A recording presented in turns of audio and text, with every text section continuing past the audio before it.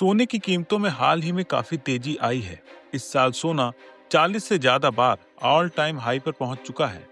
दिवाली तक हर दिन सोने के दाम बढ़ रहे थे। सोने ने 1,32,000 रुपए प्रति 10 ग्राम के रिकॉर्ड हाई लेवल को भी टच किया।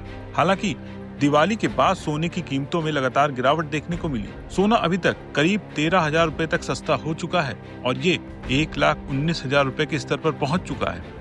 सवाल ये कि सोने की इस रिकॉर्ड बढ़ोतरी के पीछे क्या वजह है।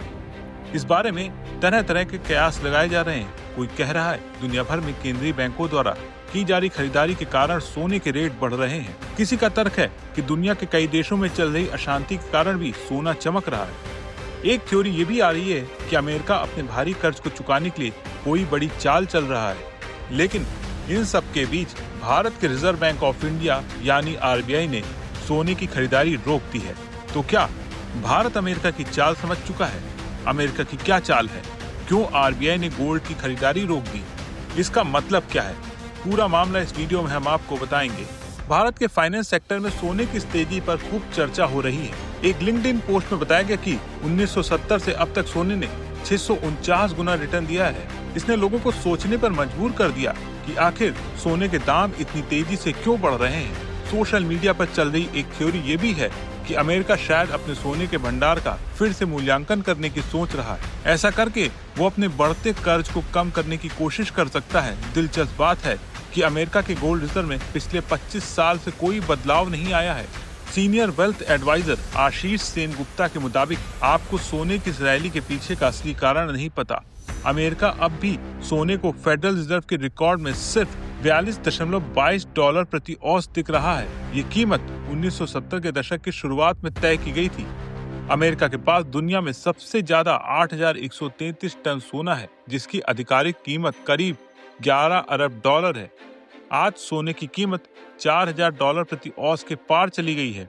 अगर आज के बाजार के हिसाब से इसका मूल्यांकन किया जाए तो अमेरिका के सोने के भंडार का मूल्य करीब $1 ट्रिलियन से ज्यादा हो जाएगा।